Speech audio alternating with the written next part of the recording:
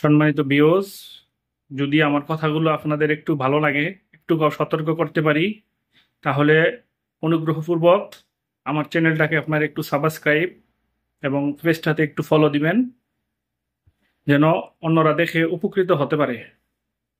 ধন্যবাদ গাইস। এবং আমরা যারা মুসলমান আছি তারা যেন আল্লাহর পথে ফিরে আসি, তওবা করি।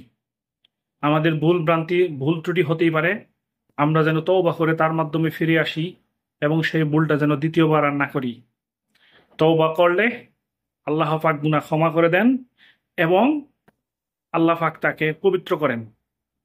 কিন্তু তওবা করতে হবে সুন্দরভাবে, এবং সেটা যেন দ্বিতীয়বার আর, যে ভুলটার কারণে তওবা করা হয় সে ভুলটা যেন আর দ্বিতীয়বার না হয়।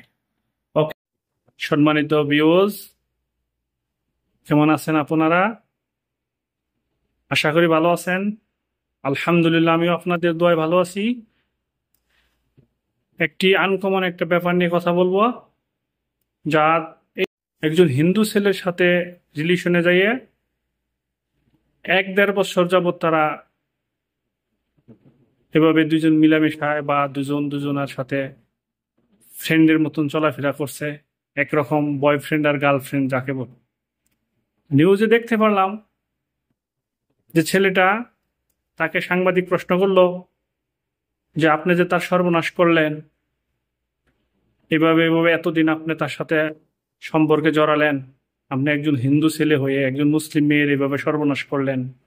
তো সে উত্তর দিল যে আমি জাস্ট ফ্রেন্ডসের মতন কাটাইছি।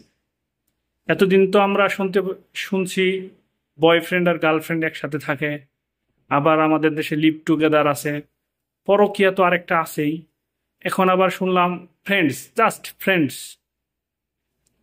এগুলা, এই যে কার্যকলাপগুলা, একটা দেশ, একটা সমাজ কিভাবে কলঙ্কিত হচ্ছে, কিভাবে কুলুষিত হচ্ছে, এর জন্য কে দায়ী?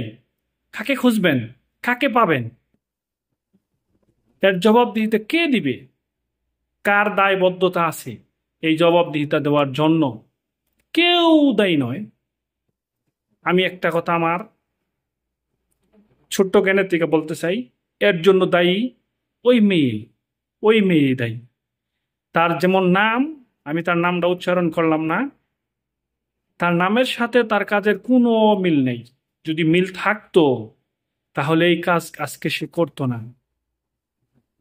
সে যদি ছোটবেলা থেকে তার মা বাপ তাকে হিজাব পরাতো, তাকে পর্দা করাতো, তার মনের ভিতরে আল্লাহর ভয় ঢুকাইয়ে দিত, বা সে নামাজি পরহেজগারি কিছুটা আল্লাহর দিন এবং আল্লাহর প্রতি ভালোবাসা, ইসলামের প্রতি ভালোবাসা যদি থাকতো, তাহলে সে আজকে এই কাজ করতে পারতো না।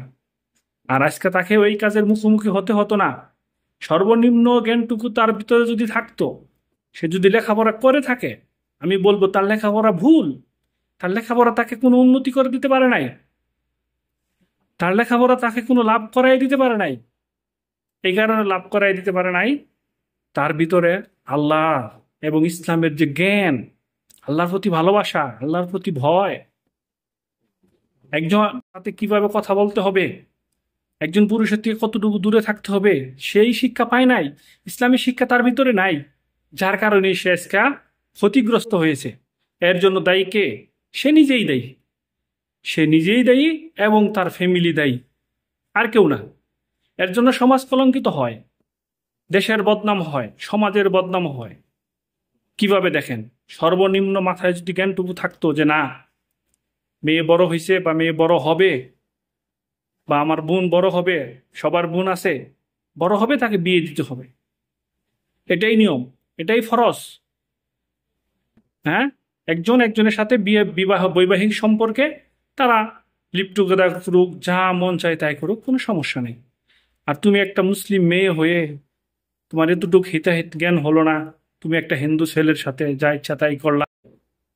এর জন্য তোমাকে জবাবদিহিতা দিতে হবে, দুনিয়াতেও দিতে হবে এবং কাল কিয়ামতের দিন, হাসরের দিন তোমাকে জবাবদিহিতা দিতে হবে। এর জন্য তুমি পাপী, তুমি অপরাধ করেছ, এখন তোমাকেই ভুগতে হবে। কেউ এর জন্য তো, এর দায়িত্ব কেউ নিবে না, কোনো দেশও নিবে না, কোনো জাতিও নেবে না, কোনো সমাজও নেবে না। তো আমি আপনাদের একটা কথা বলতে চাই, যে যে অবস্থানে আছেন সে অবস্থান থেকে আপনারা একটু সতর্ক হন। সতর্ক না হলে চলতে পারবেন না। চলতে পারবেন না এই কারণে চলতে পারবেন না, বিপদ, হাঁটতে বিপদ, বসতে বিপদ, যেদিকে যাবেন শুধু বিপদ আর বিপদ, চতুর্দিক থেকে বিপদ আসবে। কিন্তু নিজে একটু সতর্ক হয়ে নিজেকে হিতাহিত জ্ঞান দিয়ে ভাবতে হবে যে আমি পা যে বাড়াবো, পা বাড়ালে আমার পাটা কোথায় পড়লো, পিচ্ছিল জায়গাতে পড়লো না ভালো জায়গাতে পড়লো না শুকনো জায়গাতে পড়লো, এটা আপনাকেই ভাবতে হবে। বোন, আপনাকে ভাবতে হবে। আপনি না বললে না ভাবলে এই যে পস্তাতে হবে, এর জন্য কে দায়ী হবে বলেন?